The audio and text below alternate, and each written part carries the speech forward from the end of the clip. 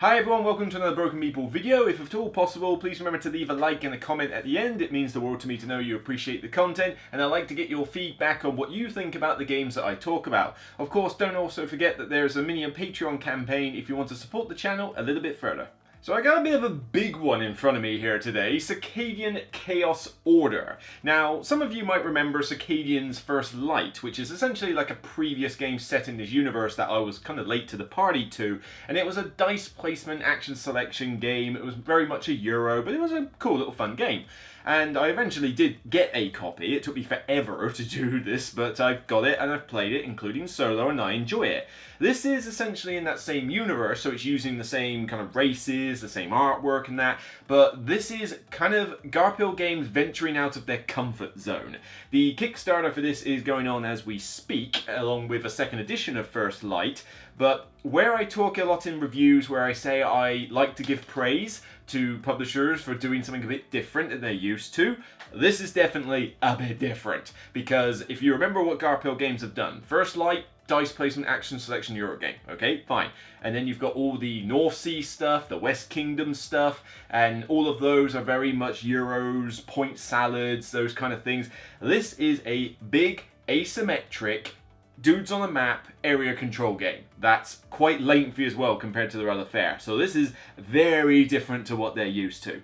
Now this is not a full review, this is essentially a preview / impressions video. I want to highlight some unique selling points of the game, stuff that have kind of taken my interest as I've delved into it with initial plays, and just to kind of give you some idea as to what you should look out for if deciding whether you want to back this one or not. So the general premise of this game is you are fighting over a map trying to control relics, but as well as that being one of the victory conditions, each faction has their own victory condition represented by a fame track that goes around the side of the board. The fame tracks for different factions are longer and shorter than each other because of the means of how you increase your fame. One faction wants you to upgrade its attributes, therefore it's only got a few spaces on its fame track because doing that takes a lot more work, whereas there's another a faction who gets their fame through science, and it's a lot easier to get science and research, therefore their fame track is longer. So each of the factions does have a different way to win, as well as the general way to win, which is just control the map and get the relics if you can. The game takes from 2 to 4 hours according to the backs and caters for 2 to 5 players. Now, I will say that much like most area control games, this is usually better with more players. Not to say that the 2-player doesn't work, but I think you're going to get your most enjoyment out of this with 3 and 4. Certainly 3 and 4 is the count that I've played it with. I outright have refused to play this with 5, I'm sorry, but 4 players took us a good long time while learning the game. 5 players would just be a little bit ridiculous in my opinion. But if you want the big epic length game, then by all means go for it. But do not be fooled. When it says 2 to 4 hours on there, it's not joking. It definitely is going to take you a good 2 to 3 hours to get your first decent 4-player game out of the way because of learning the rules, getting used to the systems, and just playing through the game in general.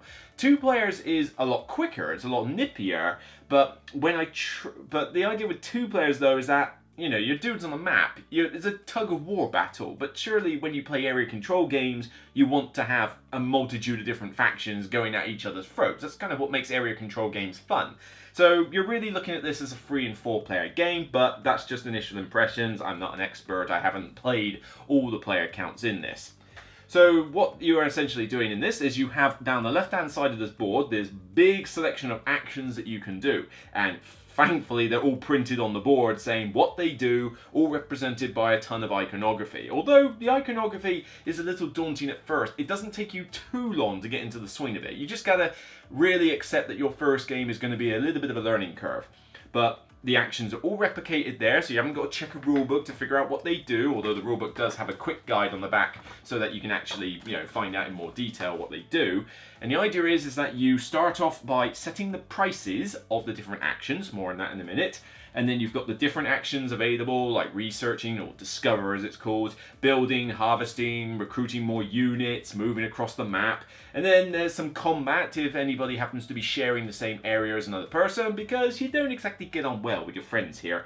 and then you gain a bit of income and then check for the victory condition, and then rinse repeat until somebody meets one of those victory conditions. So a quick one to mention first is the component quality. Now this is a pre-Kickstarter copy, so it's as near final as I'd be happy with it, to be perfectly honest, but there are some rough edges here and there, and there's going to be some differences in quality from this to what you actually get. But honestly, the production quality of this pre-Kickstarter copy actually beats out a lot of actual published games. This is really good here. The map, the board is a nice big board that's actually quite clear to see where everything is. You get a lot of these boards that are too busy or there's so much information on it, it's kind of unreal. This one kind of seems to be pretty clear as to where everything is. Wooden components for the resources. Each faction has its own tuck box with its portrait and all these pieces shoved in it, and I do mean a lot of pieces. I mean, I'm not kidding here. Here is a ton of wooden pieces just for one of the factions, plus their tiles, plus some leader cards and some special ability cards, plus some standees. There's quite a bit that it gets piled into this tuck box here with a full contents list so that you don't forget what's in each one when you're packing the game away. And of course you have your faction board as well as a sheet that tells you all the unique parts of your faction. So it gives you how to set up their boards and that, tips of how to play them, tips on how to play against them, as well as some initial rules for their various leaders and their abilities. If you've played a game called Sidereal Confluence, you would have noticed it's got a similar vibe to that, where in that game you can play an asymmetric faction and you need to look at their sheet to see what makes them unique. Same thing here, but it's good that everybody can just be given their sheet and be like told how to use it, rather than having to pass the rulebook along and sort of do it individually. So, you know, I decide, for example, I'm playing the AI, who tend to be so far a faction I quite like to play, which are essentially, I don't know, I just basically call them the Skynet of this universe, you know, big machines that like to go around and talk in binary language. And I take this sheet and I go, right, tells me to set up this there, this there, this there. Here's how I should play them. Okay, good. And a few abilities that I know the rules to. It's very handy to have these sheets. Now, the factions themselves are asymmetric, but we're not talking ridiculously asymmetric like the levels of Root, for example. Root has 4 factions and they play pretty much their own different game. It's like, that's how different they are. This is your standard asymmetry between factions, where each of them has got different abilities, slightly different looking boards, you know, slightly different ways that they act on the field, but they are still pretty different in how they feel because of their victory condition. Their victory condition on the fame track keys off a different criteria. So one wants to get attributes for their characters, okay, so they're going to be doing that. Another one wants research. Another one is outright trying to wound as many people as they can. Another one is trying to have like one-on-one fights with leaders and take them out. So they've definitely got different ways of playing that do differentiate them quite nicely from another one. If I'm playing the game as AI, for example, the next game I play with Circadians does feel quite different. Yes, the global game is still the same. Control areas on the map, harvest resources, use that, get more fighters and go out into combat, but it does feel like I'm playing a slightly different strategy each time. Like, you know, I'm going to be more aggressive as one faction than I am with another. Now, if you're not a fan of combat, you might want to stay away from this game, period, because you're going to get in each other's faces. That's just the way with a dudes on the map combat game. There is no faction in here that's weak at combat. They're better at combat in certain ways over another faction. Like, it might be brute strength, it could be the use of tactic cards, more on that later. And so, you know, you're not playing a turtle faction. There's no faction in here that's like, well, if you get into combat, you suck, you're going to die. You just sit at the back with the glittering glue and do some research until you get to 20 points. Nah, thankfully there's nothing like that. And I was kind of afraid that was going to be the case. Nah, you want to get in each other's faces as often as you can. It's just a case of knowing where to fight, when to fight, and how, you know, whether you should retreat or actually stay your ground. Now, with the combat itself, it's basically, I would say this game borrows heavily from a few things such as Scythe. I really did get a bit of a Scythe feel from this. Firstly, combat wheel. It's a deterministic combat in a sense like Scythe is, where you have this wheel with different outcomes that you can select, which select a value based on the card you use, which are these tactic cards that you gain, which essentially you sort of put on the front and then twist the wheel and go, right, you ready to reveal? Haha! And there's my reaction. The cards have got different values on them, as well as different effects that go off. Like, for example, here, you get more hits if there's a building present. Okay, so this tactics card is great if I'm on an area with a building on it. Okay, cool. Other tactic cards, of which there's quite a lot. Gotta say, quite a lot of differing tactic cards. Some of them give you bonuses for if, like, here's a similar artwork one, but it says gain a research if you raise one or more buildings. So okay, you might have a different objective in the combat. But then there's, like, you know, gain stuff if you roll shields, there's gain movement if you're out in the open, if rolling a die, count all, like, fists as hits, that kind of thing. There's a lot of different combat cards and effects. The artwork gets repeated to an extent, but like I said, it's a pretty good solid deck, and differs from the likes of Scythe, where that's just simply an added value. Here, it's values, because there's two of them, and some special effects. So combat becomes a very strategic part of this game. You don't just wander in and go, 7, 4, I win. You're like, no, there's a lot more depth to it than that. You've got to consider, right, okay, the effects on this wheel. Do I need to pay gems for the effect? Do I have a leader? Can I use this particular one because I have no leader? Do I need more shields? Do I need more fight? You know what? Am I going to lose this battle? Should I just retreat and make that my tactics wheel? And then, of course, the card you're using and the faction that you're playing is going to play into this quite a bit.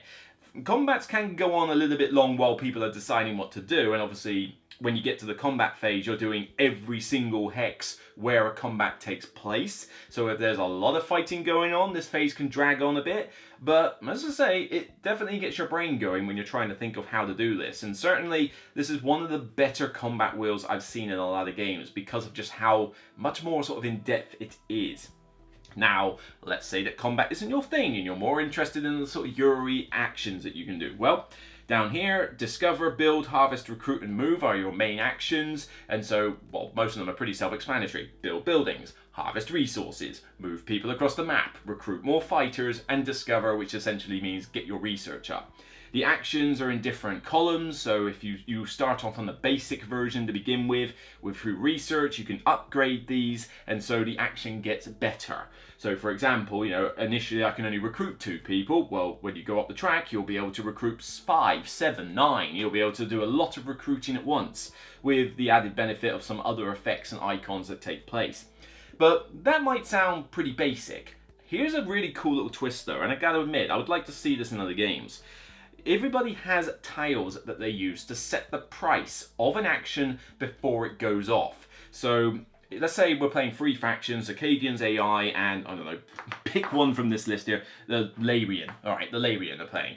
Each of us 3 uses our tiles to go, which faction do I want to do for free? Or which faction do I want others not to do? Or what do I want them to pay me? And essentially you set a price for the ability. So for example, let me take, I don't know, this tile here. This one tells me that if you want to use this action, let's say build, you've got to not only pay 2 energy to the supply, but you've also got to pay the AI faction an energy as well. So it's costing you like 3 energy to do this action. So what you do is that you basically go, right, well, I'm going to put it here on build. I get to do build for free, but if you guys want to do build, you've got to pay those energy costs. And the tiles have got different like costs between them, but each faction has the same tile. So it's not like the AI has really aggressive ones versus the Circadians where they're all cheap. But this is a really cool little twist that I've not seen in a lot of games, because a lot of strategy comes down from initially just setting those prices. Because it's not just a case of, alright, I want to do this action for free. You're like, well, do I want others to do this action at all? If not, then I'll probably put the highest price I can, so that if anybody does want to do the action, they're going to have to pay through the noses for it.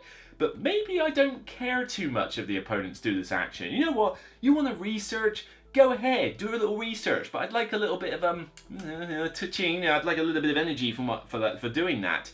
And so you kind of want to get into this idea where, do you want to price them out, or do you want to just make it a little bit tempting? You know what? It's not that much energy. Just pay it. Give me all this energy.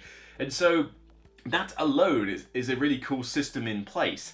Now, you might just really be desperate to do an action for free. Like, I know I must recruit people this round or I'm in trouble. I'm going to price recruit. I don't even care if anybody does the action. I just don't want to pay energy for it. So resource management is definitely key in this as well, because you're paying all this energy for the actions that you're not putting your marker on, but then you're getting energy from people who are doing your action, hopefully. So your energy supplies are going to go up and down quite on a bit of a chaotic rate. Not to mention all the other resources you're getting, which you're using to build your buildings, etc. The actions themselves are relatively straightforward to do. There's not a huge amount of explanation in the book, and each one has an example. And if you want the quick guide, which essentially gives you bullet points on how each one works, it's a good way to sort of go back and just remember, oh yeah, each region can only have 3 foundations, for example. Now, where does all this stuff come from? Your mat.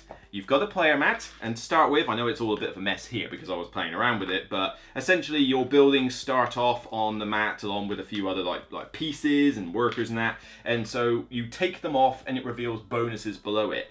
Like I said, scythe. This definitely has a very scythe feel with this board. I mean, to be fair, they've kind of done this with things like Viscounts of the West Kingdom as well. You had a board in front of you and you took buildings off that and it gave you bonuses. So it's not exactly unique to scythe.